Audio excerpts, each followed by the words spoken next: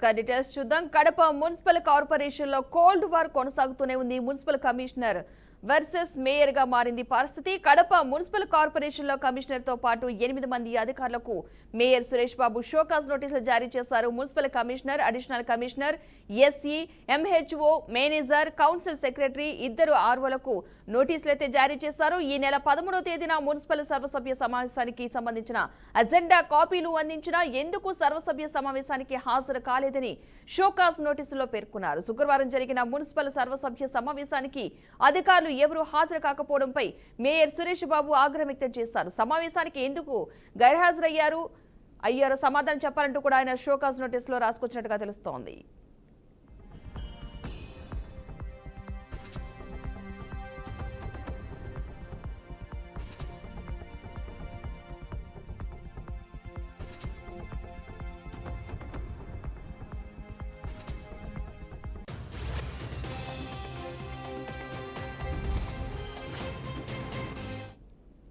ఇక ఇదే అంశానికి సంబంధించిన పూర్తి సమాచారాన్ని మా ప్రతినిధి కృష్ణ అందిస్తారు. కృష్ణ, చెప్పండి.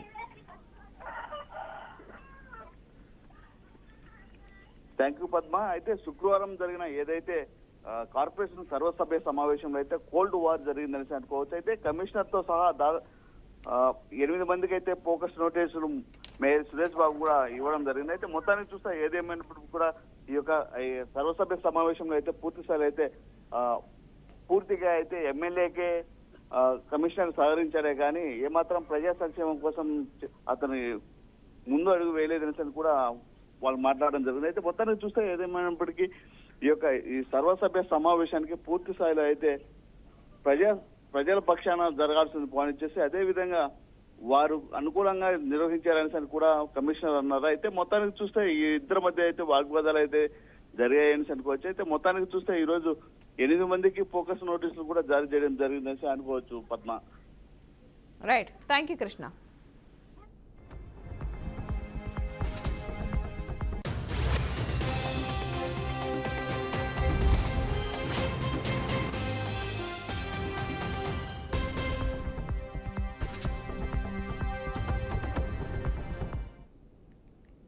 హైదరాబాద్ మెట్రో రైలు 2వ దశ ప్రాజెక్టుకు మరో ముందడుగు పడింది. మెట్రో రైలు దశ 2B ప్రతిపాదనను కేంద్రానికి తెలంగాణ ప్రభుత్వం సమర్పించింది. అన్ని పత్రాలు, డిపిఆర్లను కేంద్రానికి ఇచ్చారు. 86.1 కిలోమీటర్లు నిర్మించనున్న మెట్రో 2వ దశకు 19,579 కోట్ల రూపాయల ఖర్చవుతుందని కేంద్రానికి టీ సర్కార్ వివరించింది.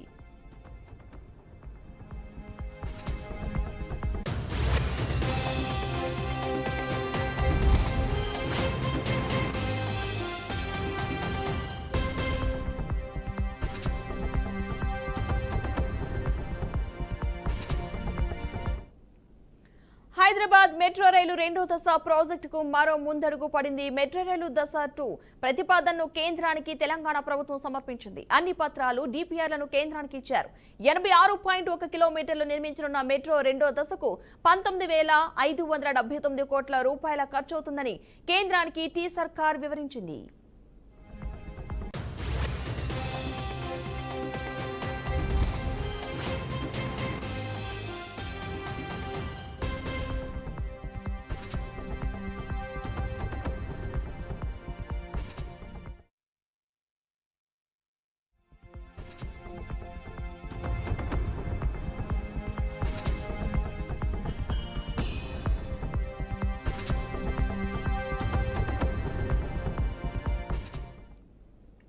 సంగారెడ్డి జిల్లా ముత్తంగి టోల్గేట్ వద్ద భారీగా మద్యం పట్టుబడింది. పటాన్చెరు ఎక్సైజ్ అధికారుల తనిఖీలో హర్యానా నుంచి అక్రమంగా తరలిస్తున్న మద్యం పెద్ద మొత్తంలో పట్టుబడింది. పట్టుబడిన మద్యం విదేశీ మద్యమా లేక నకిలీ మద్యమా అన్న దానిపై స్పష్టత రావాల్సి ఉందని ఎక్సైజ్ అధికారులు తెలిపారు. ఇక ఈ విషయంలో క్లారిటీ కోసం కెమికల్ అనాలిసిస్ కోసం నమూనాలను నాన్ సైన్స్ ల్యాబ్ కు పంపినట్లుగా చెప్పారు.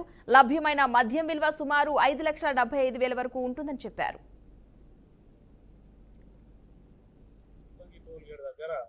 మార్నింగ్ 4:30 గంటలకి రూట్ వాచ్ చేయడం జరిగింది.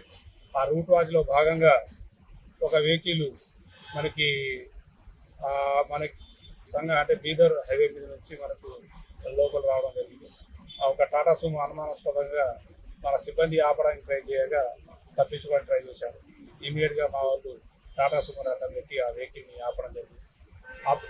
ఆపడం జరిగిన తర్వాత ఆ ఎస్యూవి 500 మహేంద్రగా దాన్ని చూసుకొని దాన్ని ఆపడం జరిగింది.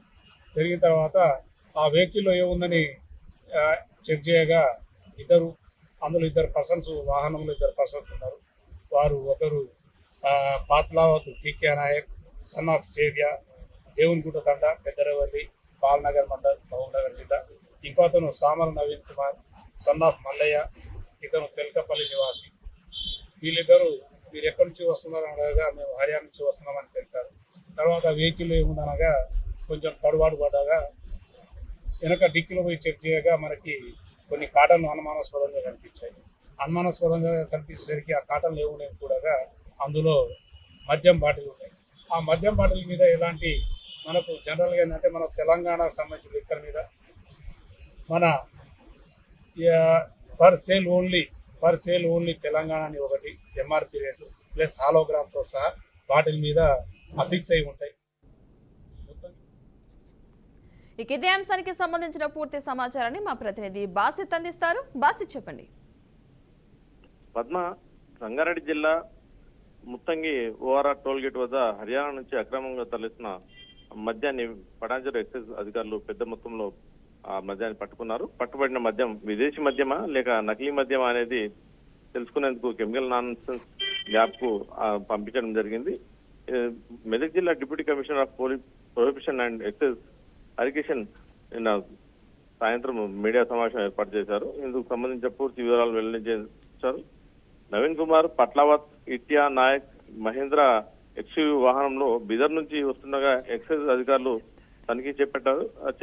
తనిఖీలు చేస్తుండగా అందులో మద్యం బాటిల్ ఒక కాటన్లో ఉండడంతో ఆ మద్యం ఏ మద్యం అని చూసేసరికి అందులో దానిపైన విదేశీ మద్యం స్టిక్కర్లు ఉండడంతో ఈ మద్యం ఎక్కడి నుంచి తీసుకొస్తున్నారని చెప్పి వాళ్ళను అయితే బాధ్యత అది విదేశీ మద్యమా లేదంటే నకిలీ మద్యమా అన్న దానిపై ఏమైనా క్లారిటీ ఉందా? అంటే ప్రస్తుతం అయితే ఆ నకిలీ మద్యమా లేదా అనే ఉద్దేశంతో వాళ్ళు చెక్ చేయడం జరిగింది. ఆ సీల్ చూస్తుంటే సీల్ ఉన్నా కానీ అందులో మద్యం ఎలాంటి మద్యం నింపి సీల్ చేశారని చెప్పి వాళ్ళు నాన్ సైన్స్ ల్యాబ్ కు పంపించారు. ఆ పంపించిన శాంపిల్స్ ఇప్పుడు ఇంకా రాలేదు. దాని ఫోరెన్సిక్ ల్యాబ్ నుంచి వచ్చిన తర్వాతనే పూర్తి వివరాలు తెలియాల్సి ఉంటుంది. పద్మ, ప్రస్తుతం అయితే ఈ బీదర్ నుంచి వస్తుండగా ఎక్సైజ్ అధికారులు తనిఖీ చేపట్టి ఆ బాటిళ్లను కూడా స్వాధీనం చేసుకున్నారు. ఈ హర్యానా నుంచి తెస్తున్న 34 కాటన్లలో బాటిల్ మద్యం బాటిల్ ఉన్నాయి. ఆ బాటిళ్లతో పాటు ఆ వాహనాన్ని కూడా వాళ్ళిద్దరిని కూడా అదుపు తీసుకున్నారు. ప్రస్తుతం అయితే తెలంగాణ రాష్ట్రానికి సంబంధించిన మద్యం బాటిళ్లను ఉండాల్సిన లేబుల్స్ కూడా స్టిక్కర్ లేదని, దాని మీద హర్యానాలో తక్కువ ధరకు కొని ఇక్కడ మద్యం ఎక్కువ ధరకు అమ్మే సొమ్ము చేసుకుంటున్నారని చెప్పి కూడా మనకు సమాచారం అందుతుంది. ఈ మద్యం విదేశీ మద్యమా కాదా అనేది ఎక్సైజ్ డిపార్ట్మెంట్ తేల్చాల్సింది. దీని పూర్తి విలువ 5,75,000 అని చెప్పి నిన్న deputy commissioner of prohibition Harikishan గారు మీడియా సమావేశంలో వెల్లడించడం జరిగింది. పద్మ, అంటే ఈ మద్యం ద్వారా ఎంతమందిని అదుపులోకి తీసుకున్నారు అధికారులు? ప్రస్తుతం అయితే ఇద్దరిని అదుపులో తీసుకున్నారు. ఆ ఇద్దరిని విచారణ చేపట్టారు. విచారణ చేసి కూడా రిమాండ్ తరలించడం జరిగింది. అంటే వారి దగ్గర నుంచి ఏమైనా విచారణలో ఏమైనా విషయాలు బయటకు వచ్చాయి? అంటే ఎక్కడి నుంచి తీసుకెళ్తున్నారు లేదంటే ఎవరి ద్వారా తీసుకెళ్తున్నారు అన్న దానిపై ఏమైనా తెలిసిందా వివరాలు? అంటే వీళ్ళిద్దరూ ఇక్కడ నారాయణఖేడ్ ప్రాంతానికి చెందిన వాళ్ళే అని చెప్పి సమాచారం అందుతుంది. ఆ నారాయణఖేడ్ లో గతంలో నివాసం ఉండి వాళ్ళు ఈ మద్యాన్ని హర్యానా నుంచి తీసుకొచ్చి ఈ విధంగా ఈ తెలంగాణలో చాలా మందికి సప్లై చేసినట్టు కూడా మనకు సమాచారం అందుతుంది. Padma, right, thank you Basit.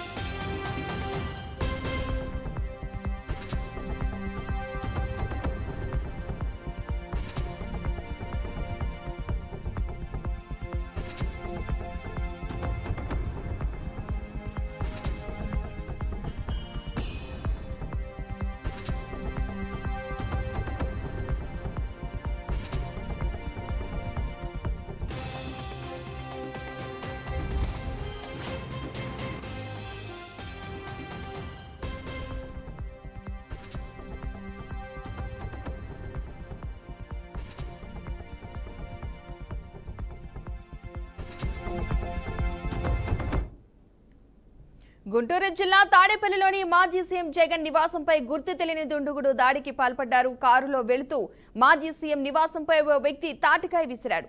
ఈ ఘటనలో గేటు వద్ద ఉన్న సెక్యూరిటీ గార్డుపై పడడంతో స్వల్పంగా గాయపడ్డాడు. ఇక జగన్ ఇంటి వద్ద ఉన్న సీసీ కెమెరాలు పనిచేయకపోవడం, సీసీ కెమెరాల కనెక్షన్లు తెగిపోయిన స్థితిలో ఉండటంపై వైసీపీ నాయకులు అనుమానాలు వ్యక్తం చేస్తున్నారు. జగన్ సెక్యూరిటీ విషయంలో కూటమి ప్రభుత్వ వైఫల్యం మరోసారి బహిరంగమైందని వైసీపీ నేతలు మండిపడుతున్నారు.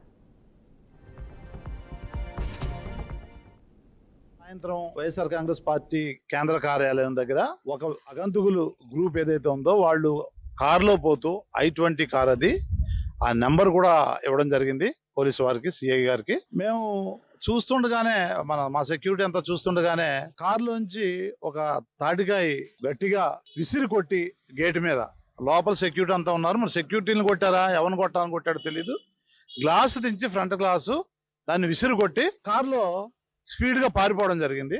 స్లో చేసి విసిరి కొట్టి అక్కడ నుంచి ఎస్కేప్ అయి పారిపోవడం జరిగింది కారు ఆపకుండా. మేము ఇంతకుముందు కూడా అనేక సార్లు సెక్యూరిటీ ల్యాబ్స్ జరుగుతున్నాయి, అక్కడ గడ్డి తగలబెట్టడం జరిగింది. వాళ్ళు అగంతకులు వచ్చి మన ఎదురుగుంటా ఏదైతే మా వైఎస్ఆర్ కాంగ్రెస్ పార్టీ ఆఫీస్ ఉందో ఆపోజిట్ లో గార్డెన్ తగలబెట్టేశారు. 2 సార్లు మొన్న కూడా తగలబెట్టారు మళ్ళీ. సో ఇవన్నీ జరుగుతున్న కార్యక్రమం జరుగుతూనే ఉన్నాయి. ఇవన్నీ మేము కంప్లైంట్లు ఇస్తూనే ఉన్నాం. ఏ విధంగానూ కూడా మరి దాని మీద ఇప్పుడు కూడా ఎవరిని పట్టుకున్న దాఖలాలు కనపట్ల, ఎవరినైనా శిక్షించిన దాఖలాలు కనపట్ల. అనేక సార్లు ఇంతకుముందు బీజేపీ వారు వచ్చి మీదని మరి ఆఫీస్ మీద దాడి చేసే కార్యక్రమం ఇవన్నీ కంటిన్యూగా జరుగుతా ఉన్నాయి. జరుగుతున్నప్పుడు ఇవాళ మళ్ళీ ఈ ఇన్సిడెంట్, అక్కడ ఫుటేజ్ పెట్టారు, అక్కడ సీసీ కెమెరాలు పెట్టడం జరిగింది.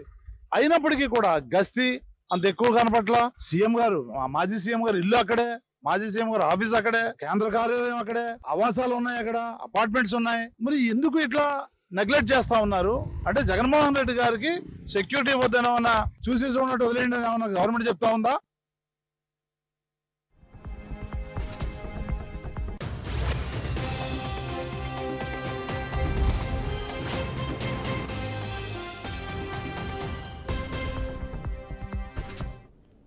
గుంటూరు జిల్లా తాడేపల్లిలోని మాజీ సీఎం జగన్ నివాసంపై గుర్తు తెలియని దుండగుడు దాడికి పాల్పడ్డారు. కారులో వెళ్తూ మాజీ సీఎం నివాసంపై ఓ వ్యక్తి తాటికాయ విసిరాడు. ఈ ఘటనలో గేటు వద్ద ఉన్న సెక్యూరిటీ గార్డుపై పడడంతో స్వల్పంగా గాయపడ్డాడు. ఇక జగన్ ఇంటి వద్ద ఉన్న సీసీ కెమెరాలు పనిచేయకపోవడం, సీసీ కెమెరాల కనెక్షన్లు తెగిపోయిన స్థితిలో ఉండటంపై వైసీపీ నాయకులు అనుమానాలు వ్యక్తం చేస్తున్నారు. జగన్ సెక్యూరిటీ విషయంలో కూటమి ప్రభుత్వ వైఫల్యం మరోసారి బహిరంగమైందని వైసీపీ నేతలు మండిపడుతున్నారు.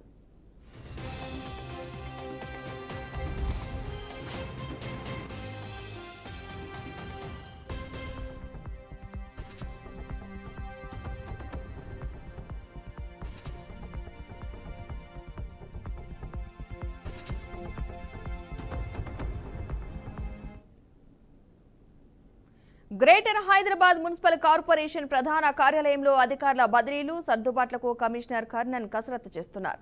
ప్రసాదరావు కమిటీ సిఫార్సుల ప్రకారం జీహెచ్ఎంసీలో 6 అడిషనల్ కమిషనర్లు మాత్రమే ఉండాలి. ఇక వీరిలో 2 ఐఏఎస్ అధికారులు, 4 పురపాలక శాఖకు సంబంధించిన అడిషనల్ డైరెక్టర్లు ఉండాలని ఆ కమిటీ సూచించింది. ఇక దాని ప్రకారమే ముందుకు వెళ్లాలని నిర్ణయించినట్లుగా తెలుస్తోంది. అయితే జీహెచ్ఎంసీ ప్రధాన కార్యాలయంలో అధికారులకు విభాగాల కేటాయింపు, పనితీరు, పర్యవేక్షణ, బదిలీలకు ప్రత్యేక విధానం లేదని సమాచారం. ఒక వ్యవస్థను ఏర్పాటు చేస్తే వ్యక్తులతో సంబంధం లేకుండా పనిచేసుకుంటూ పోతుందని, దీనికోసం తీవ్రమైన కసరత్తు చేస్తున్నట్లు అధికారులు చెబుతున్నారు. ఈ నెలాఖరు నాటికి జీహెచ్ఎంసీ హెడ్ ఆఫీస్ లో పూర్తి స్థాయి ప్రక్షాళన పూర్తవుతుందని అధికారులు భావిస్తున్నారు.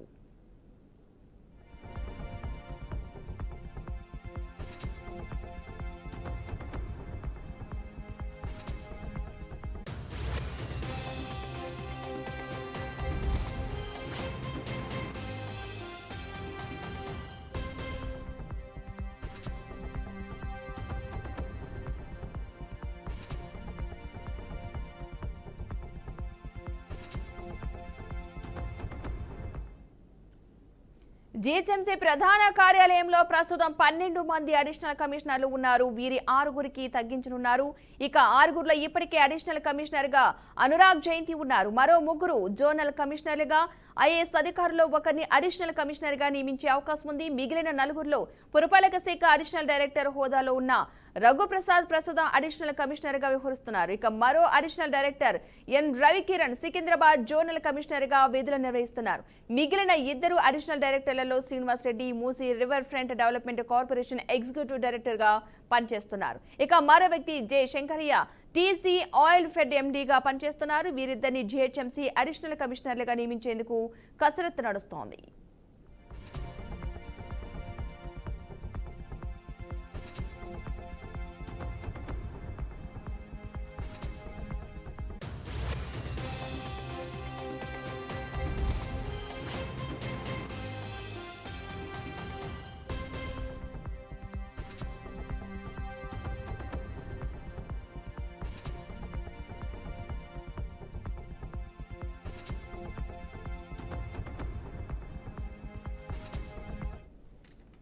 ఇక జీహెచ్ఎంసీలో అటెండర్ నుంచి అడిషనల్ కమిషనర్ వరకు మంజూరైన పోస్టులు 9,000.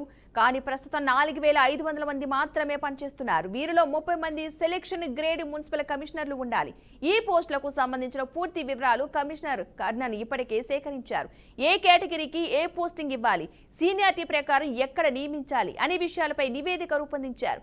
ప్రస్తుతం ఉన్న అడిషనల్ కమిషనర్లలో సీనియారిటీ ఆధారంగా ఆ విభాగాలకు హెచ్ఓడీలుగాను, జాయింట్ కమిషనర్లు, డిప్యూటీ కమిషనర్లుగాను పోస్టింగ్ ఇచ్చే అవకాశం ఉన్నట్లు సమాచారం.